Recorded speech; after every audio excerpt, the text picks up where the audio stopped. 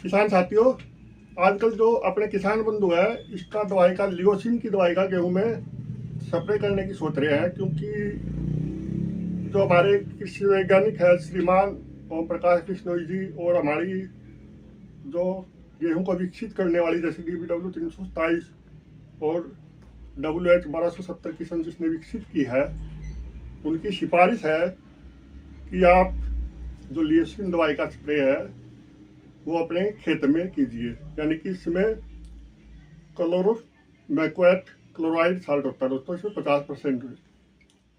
लेकिन दोस्तों, अगर जो आपने इसका गलत उपयोग कर दिया तो आप ये समझिएगा कि आपने अपनी गेहूं की फसल को खराब कर दिया। तो आपको कौन कौन से जो पॉइंट है वो ध्यान रखने इसके प्रयोग में करने से पहले। ये नहीं कि आपने कहीं से यूट्यूब से वीडियो देख लिया या फिर किसी की सुन ली, पड़ोसी कर रहा है मैं भी कर देता हूँ, ऐसे नहीं करना आपको। इसके बारे में पहले पूरे आप जान लीजिए कि कैसे काम करता है और कौन से क्षेत्रों में आपने इसका प्रयोग दोस्तों नहीं करना है।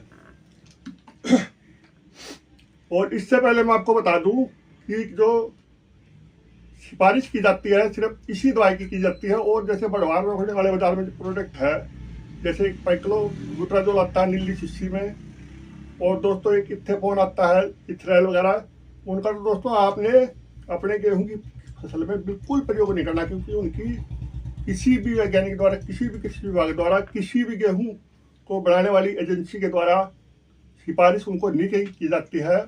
और वो दूसरे इसके सिवाय अगर जो कोई आप अपने खेत में बढ़वार रोकने की दवाई का इस्तेमाल कर रहे हैं तो वो भी आपकी खेत को खराब कर सकता है दोस्तों। तो दोस्तों, अगर तो आपको इसका प्रयोग कब नहीं करना है, देखिए आप अगर जो आपके खेत में पहले से ही बढ़वार कम है और खेत में आपके बिल्कुल 50-55 दिन के 60 दिन का खेत हो चुका है, लेकिन वो खेत अभी तक खाली है, उसमें जगह दिखाई पड़ रही है। और दोस्तों, अगर जो कोई भी स्ट्रेस है जैसे बायोटिक स्ट्रेस है, एबायोटिक स्ट्रेस है, उसका पौधे पर असर है, यानी कि पौधा पीला है या फिर पौधा आपका मुरझाया हुआ है, तो ऐसी अवस्था में दोस्तों इसका स्प्रे आप मत कीजिए, क्योंकि यह और भी ज़्यादा पौधे को पीला कर सकता है। अगर जो आपकी ज़मीन अड़की है, यानी कि आपने हल्की ज़मीन में ऐसी वैरायटी बोई है जो आपको वहाँ पर नहीं बोनी चाहिए, उसमें भी दोस्तों आप इसका प्रयोग मत कीजिएगा, क्योंकि DBW 327 और WH 1270 ये वैरायटी जो है दोस्तों भारी ज़मीन में, यानी कि जो अच्छी ज़मीन होती है, दोमट मिट्टी की ज़मीन होती है, उनमें ही सिफारिश इन गेहूँ के लगाने की करते हैं। लेकिन हमारे किसान भाई सब अपने ज़मीन को अच्छा समझते हैं, इसलिए वो कई बार हल्की ज़मीन में भी ऐसी जो ज़्यादा खुराक वाली, जो ज़्यादा सिंचाई वाली या फिर ज़्यादा प्रोडक्शन वाली वैरायटी लगा देते हैं। और दोस्तों, अगर जो आपके खेत में कोई आपने ऐसी वैरायटी लगा रखी है जो पहले से ही छोटी रहती है, जैसे HD 2851 है, उसकी हाइट छोटी रहती है, तो उसमें भी दोस्तों आपने इसका प्रयोग नहीं करना है। और अगर आपकी गेहूं ज़्यादा पछेती है तो भी दोस्तों आपने इसका प्रयोग उस खेत में नहीं करना है। और जितने भी आप स्थितियाँ परिस्थितियाँ जो आपके खेत में है उनका अच्छे से मुआयना करके और अच्छे से देखभाल करके तभी आप इस दवाई का प्रयोग करिएगा। अन्यथा अगर जो आप वैज्ञानिकों की सलाह से, अपने किसी अधिकारी की सलाह के बगैर या फिर अपने विवेक से अगर जो इसका प्रयोग नहीं करते हैं दोस्तों, तो आपको भारी से भारी नुकसान आपको उठाना पड़ सकता है। उसके बाद दोस्तों बात करूँ तो इस दवाई की डोज के बारे में, अब कई किसान भाई इसके बारे में भी काफ़ी कंफ्यूज रहते हैं। तो कृषि विभाग, जो कृषि साइंटिस्ट अपने डॉक्टर ओम प्रकाश बिश्नोई जी, और जो जिन्होंने कोई वैरायटी डेवलप की है करनाल अनुसंधान के अंदर, वो लियोसिन दवाई का प्रयोग बताते हैं 2 ग्राम प्रति लीटर पानी के हिसाब से। या दोस्तों, लियोसिन लेनी आपने 2 ग्राम प्रति लीटर पानी के हिसाब से। और उसके साथ में दोस्तों वो बताते हैं टेबुकोनाजोल।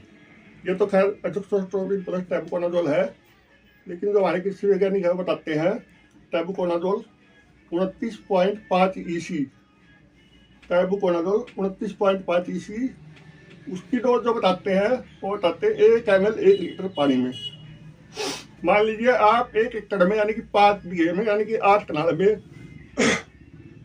120 लीटर पानी का इस्तेमाल कर रहे हैं, तो हमें उसमें टेबुकोनाजोल 25.9 EC 120 ml रखनी है। और ये जो दवाई है ये 2 ml प्रति लीटर के हिसाब से, अगर जो आप 120 लीटर पानी इस्तेमाल कर रहे हैं तो 240 ml दवाई इसका प्रयोग करना है दोस्तों। तो दोस्तों उसके बाद जो है मैं आपको स्प्रे का जो उचित समय है इसका वो बताऊंगा। तो पहला स्प्रे दोस्तों जो कृषि वैज्ञानिक है इसका बताते हैं कि आप पहला स्प्रे इसका 55 से 60 दिन के बीच में, या दोस्तों 55 से 60 दिन के बीच में, जब गेहूं के पौधे में नीचे गांठें बढ़ने चालू होती है, एक स्प्रे जब।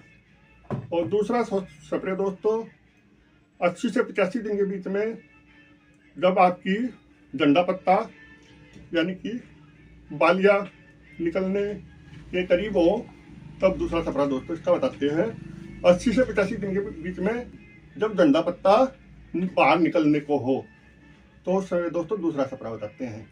दोनों स्प्रे में सेम रहेगी, 2 ml लियोसिन और 1 ml ये अपनी टेबुकोनाजोल प्रति लीटर पानी की। तो उसके बाद दोस्तों मैं इसका बताऊंगा आपको ये दवाई करती क्या है। लियोसिन ये प्लांट के अंदर दोस्तों जिब्रेलिन जो होते हैं उसका जो बढ़ने की जो प्रोसेस है उसको ये रोकती है।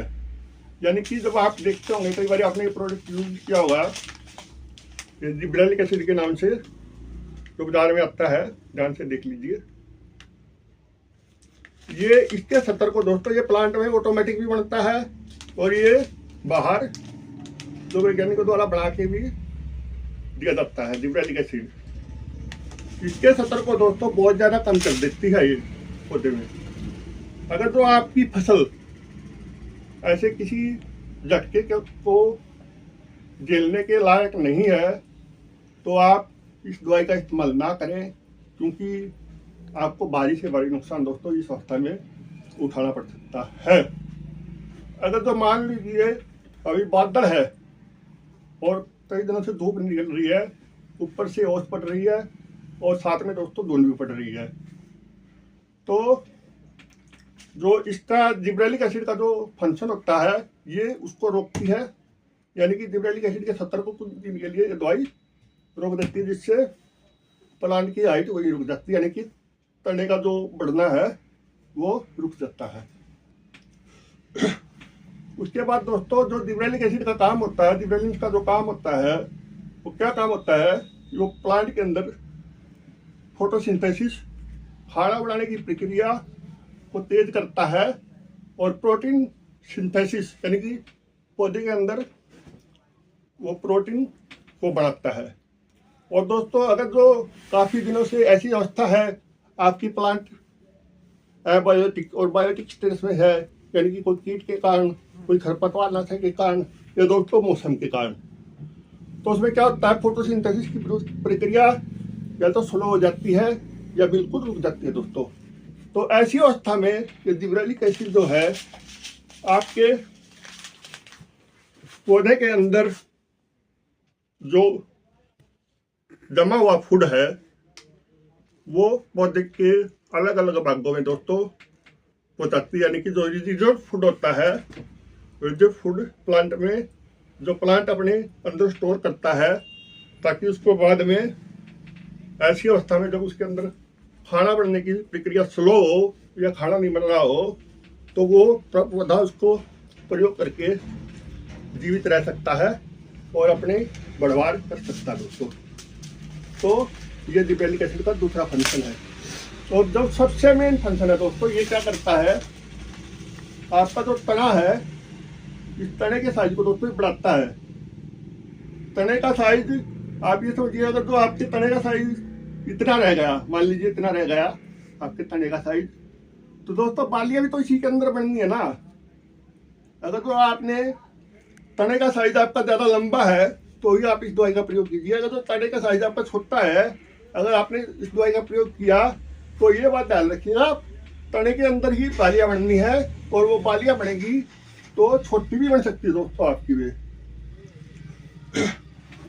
और इसका जो लास्ट में जो फंक्शन है दोस्तों जिबरेलिक एसिड का, वो भी बता देता हूँ मैं। वो होता है कि वो प्लांट सेंसेशन, यानी कि प्लांट के बूढ़ा होने की प्रक्रिया को रोकता है। आपका प्लांट जो बूढ़ा हो रहा है तो उसमें जिबरेलिक एसिड उस अवस्था को दोस्तों रोकता है। तो दोस्तों मैंने इसका पूरा बता दिया है आपको, ये कैसे काम करती है, पौधे के अंदर किस चीज़ को रोकती है, और जिस चीज़ को रोकती है उसका क्या फंक्शन होता है। तो दोस्तों मैं कृषि वैज्ञानिक नहीं हूँ, मैंने तो जो आपको जो कुछ बताए हैं सिर्फ और सिर्फ कुछ वैज्ञानिक तथ्य बताए हैं, तो अपने विवेक से अपने अनुसार आप इस दवा का प्रयोग कीजिएगा। मेरा तो सिर्फ एक ही मकसद था कि आपको कुछ थोड़ी बहुत जानकारी जितनी मेरे पास है मैं आपको दे दूं। और दूसरी दोस्तों